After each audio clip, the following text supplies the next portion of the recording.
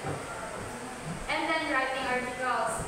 From researching content to editing it and after writing, modern AI takes place of everything. It produces plagiarism-free content of any topic para makaiwas ka sa mga corrections. Ipa-check ng himudaan kang AI, then comes modern AI, then siya na rin ang kuhaan sa tanan. Siya na ang makakas sa tanan.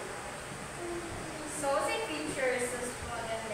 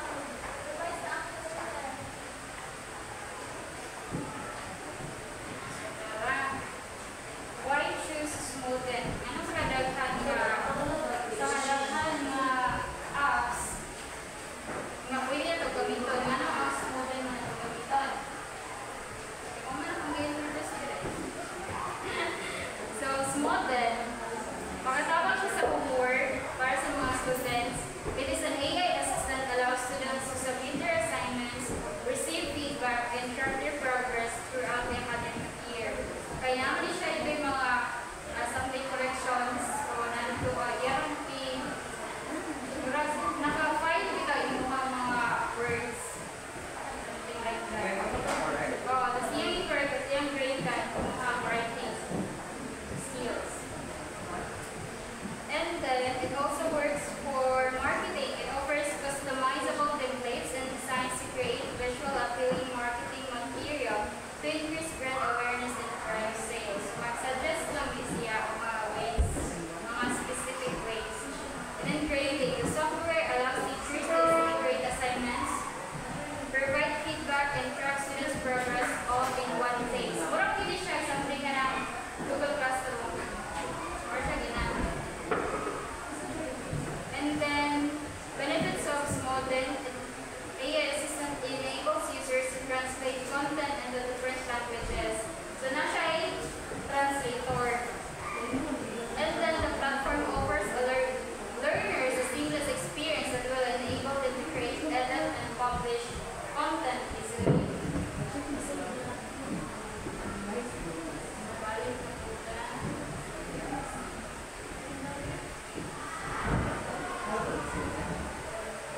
So dali na to sa functions sa Smallden.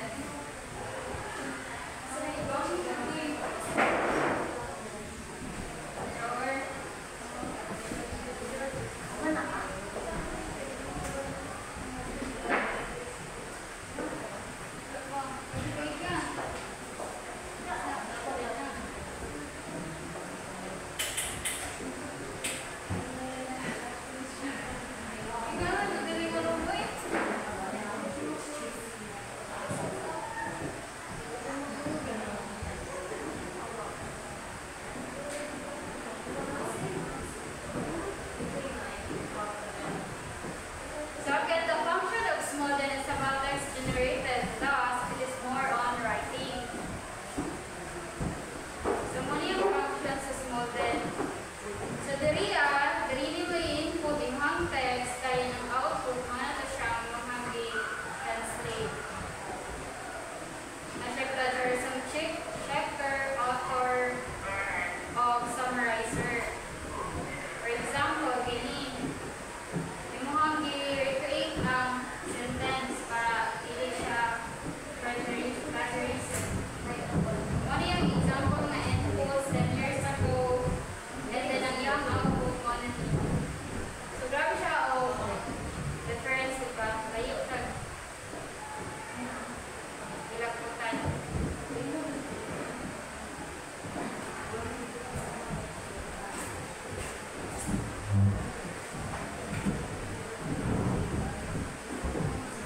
And then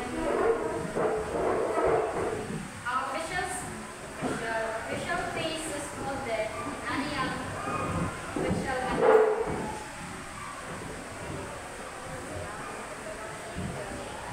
kailangan niya po siya mag-login sa Google.